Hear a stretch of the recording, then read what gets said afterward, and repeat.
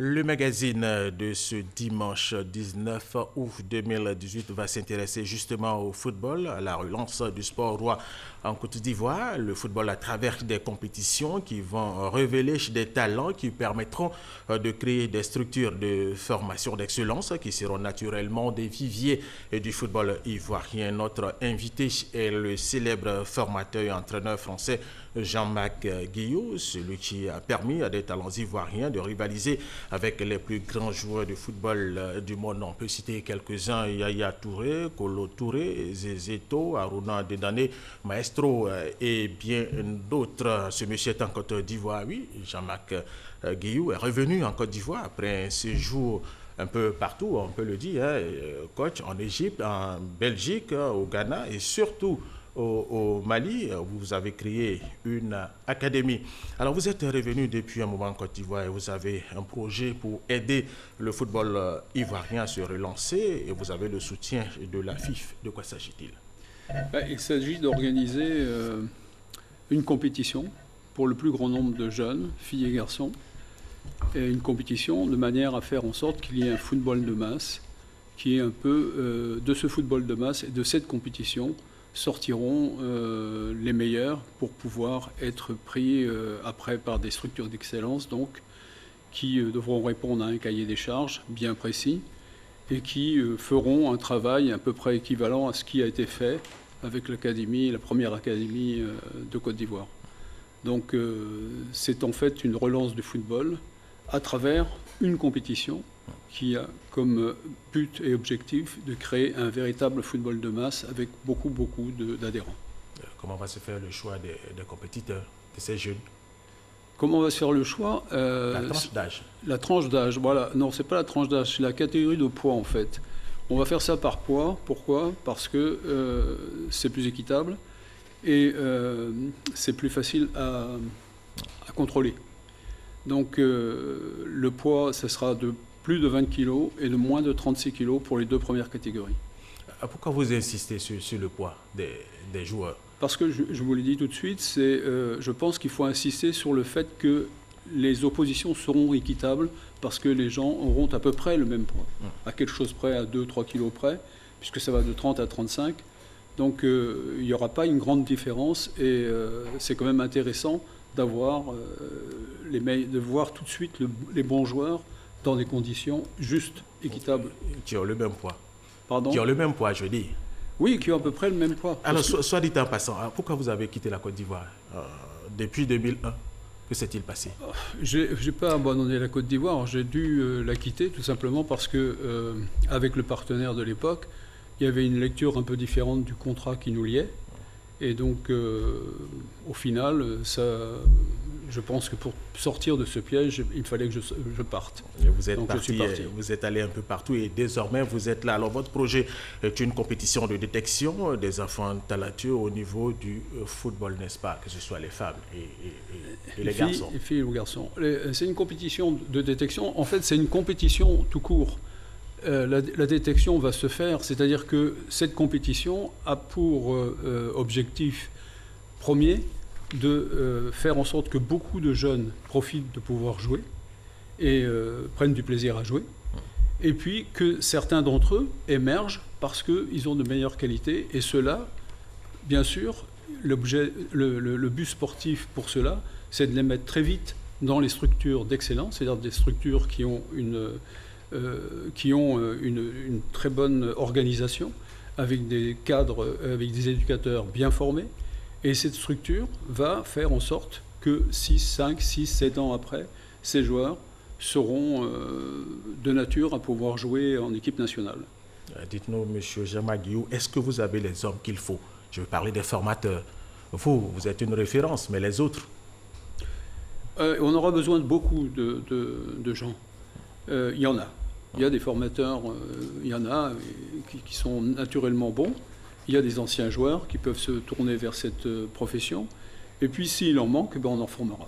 On fera des formations, on fera des sessions de formation, de manière à ce que les structures d'excellence soient vraiment avec des éducateurs qui connaissent la méthodologie de l'académie, qui connaissent la philosophie et qui ont les outils pour travailler de manière aussi efficace que ce qu'on a fait. Alors, M. Jamaguiou, avant de poursuivre notre entretien, nous allons suivre ce reportage de Franck Kouadio qui nous parle justement des centres de formation.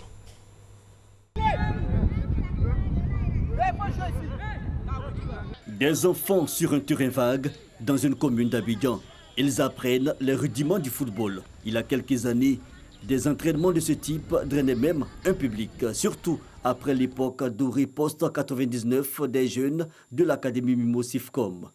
Sont nostalgiques, pour d'autres, le football ivoirien est en déclin et le salut ne passera pas par les centres de formation. Maintenant, là, les parents prennent des enfants, aller les confier aux coachs amateurs comme centre de formation pour évoluer.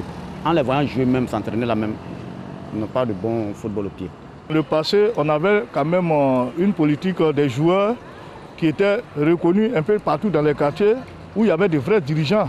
Pas les dirigeants qui viennent pour faire du business au football aujourd'hui. Pour ce qui concerne le passé et pour ce que j'ai vu à mon époque, je peux dire que les centres de formation ont contribué au développement du football ivoirien. Maintenant, est-ce que les centres de formation contribuent toujours au développement du football ivoirien? Je peux dire oui, les centres de formation jouent leur rôle, mais est-ce que l'organisation ou bien la FIF accompagne ces centres de formation? Est-ce qu'il y a du suivi? Et justement, les centres de formation, celui qui a développé cette expertise, est de nouveau sollicité par les autorités du football ivoirien. Le projet C-Jeunes est confié à Jean-Marc Aguillou. Il va consister à organiser des compétitions pour jeunes, 8 ans minimum, et par catégorie d'âge et de poids. Il va s'agir de recruter entre 800 et 2000 adhérents par commune. L'objectif à terme, la professionnalisation du football. Les techniciens et encadreurs locaux présents au lancement le 31 juillet dernier à Der. C'est un projet qui est noble, surtout qui va permettre à la Côte d'Ivoire de lever des défis. Et nous, à notre niveau, à la DTN, nous allons accompagner ce projet au plan de la formation des cadres et au plan du développement du football des masses. Nous sommes dans un pays où les meilleurs joueurs n'ont pas les moyens, et où c'est les joueurs moyens qui ont les moyens. Donc le coût de la licence et de l'adhérence, ça va être primordial pour la réussite de cette compétition. Les jeunes déjà dans sa phase préparatoire, plusieurs formateurs ont vu leur capacité renforcée. Jean-Marc Aguillou est au travail pour redonner à la formation ivoirienne son éclat d'ici à 2030. Jean-Marc Aguillou, vous êtes au travail, Franck Kouadio l'a dit. Alors, formation pour le football, mais également éducation, parce qu'il n'est pas toujours évident de devenir célèbre footballeur comme Yaya Touré, Kolo, Zezeto, Madinho et autres. Oui, tout à fait. Les deux mots formation et éducation sont indissociables. Quand on forme, on éduque, et quand on éduque, on forme. Et donc, c'est sûr qu'il faut associer les deux. Et l'éducation, c'est primordial au niveau de la mentalité et de l'esprit. Un joueur, j'ai toujours coutume de dire qu'on forme des footballeurs, mais on révèle aussi des hommes bien, quoi, des hommes qui auront des valeurs. Des valeurs dont on connaît l'honnêteté, la franchise et le courage. Bon, donc tout ça, c'est des choses importantes, mais comme vous le disiez tout à l'heure, tous les joueurs qui vont même être dans des structures d'excellence ne sortiront pas pour faire des carrières. C'est un pourcentage, malheureusement, ça n'est qu'un pourcentage. C'est un pourcentage assez élevé, parce que nous, on fait pas loin de 65% de joueurs qui jouent après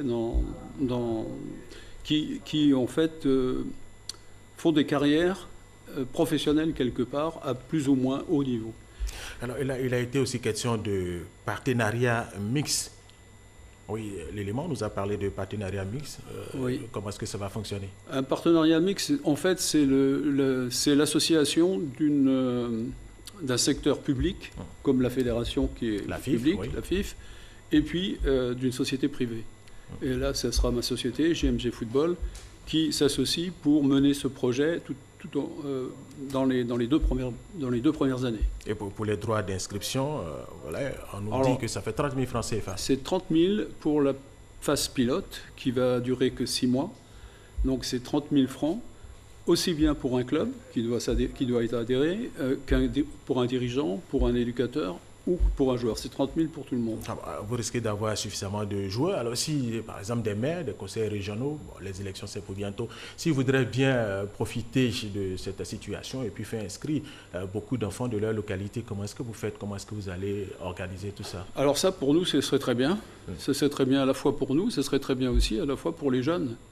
Et si les maires ont la bonne idée de faire ça, je pense que c'est dans leur budget sportif, le budget pour le sport, à mon avis, ce serait une bonne initiative. Très bien. Alors la Côte d'Ivoire va organiser la CAN 2021. Vous savez, de petites merveilles, on a eu les informations au Mali, dans votre centre de formation. Alors est-ce que la Côte d'Ivoire pourra appeler ses joueurs? Écoutez, le 2021, c'est dans 2 ans. Donc ça va être un petit peu difficile d'ailleurs. Vous savez, un joueur qui est dans une académie, il faut 10 ans avant qu'il joue au niveau national.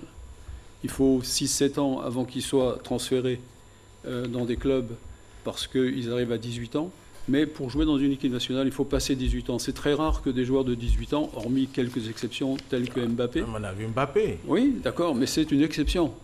Oui, mais l'exception ne fait pas la règle. Les qui joue au Mali, qui joue pour le Bénin, ils peuvent jouer pour la Côte d'Ivoire. C'est vrai, mais c'est quand même assez exceptionnel. Regardez, si on prend les joueurs qu'on a formés à l'Académie d'Abidjan, il a fallu 10 ans ou 12 ans pour qu'ils jouent en 2005-2006 en équipe nationale. Ça a commencé à 1994. Nous avons, avec la permission de la réalisation de la chef des éditions, alors là, je vois, nous avons l'un de vos produits, Zézé Vénance, Zézéto.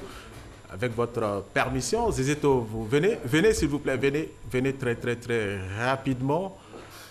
Bon, voilà, ce n'est plus le même Zézéto qui avait 18 ans, 17 ans, il y a une barbe. Alors Zézéto, dites-nous, vous êtes un pur produit, on peut le dire, de Jean-Marc Guillou. Rappelez-vous, vous rappelez certainement de 1999, le match à sec d'Abidjan, Espérance de Tunis. Vous avez marqué 2 buts. Effectivement, je me rappelle comme si c'était hier. C'est là que tout a commencé. Donc c'était vraiment beau ce jour. Voilà, et ce jour-là, Jean-Marc Guillou, c'est une fierté. Hein. Vous avez Zézéto, Aruna Dedané, Yaya Touré, Madigno, Baki. Yaya il ne jouait pas, mais il avait joué après. Mais effectivement, c'était un grand coup, parce qu'effectivement, gagner une super coupe d'Afrique, une super coupe continentale, avec des jeunes de moyenne d'âge 18-19 ans, ça ne s'est jamais fait. Et c'était pas donné. Et Zézéto, je me rappelle de ce geste de Copa Barry, qui a fait passer la balle sur la tête d'Okolosi et Gabriel. C'était bien ça. C'était bien. Vous étiez tout heureux, j'imagine. On était bien inspirés. Donc, alors, un mot très rapidement pour vos jeunes frères qui voudront bien pratiquer le football. Oui. Donc, je voudrais dire aux jeunes frères de vraiment adhérer au projet Ces Jeunes, parce qu'ils pourront réaliser leurs rêves comme nous l'avons fait nous-mêmes. Donc je pense que c'est une très bonne opportunité et pour le football ivoirien et pour le football en Afrique. Et malgré la barbe, hein, il est là, les traits sont là. Vous avez vu Zézé Vénance, dit Zézéto. Alors nous recevions pour le magazine de ce dimanche Jean-Marc Guillou, entraîneur formateur, célèbre entraîneur et formateur. Il est de nouveau en Côte d'Ivoire pour aider la jeunesse ivoirienne à relancer le football, le sport roi dans notre pays. C'est la fin de ce magazine, c'est également la fin de cette édition supervisée par Eva Michel Mambo. Merci aux techniciens, merci à vous de l'avoir suivi. Restez avec nous sur RTI1.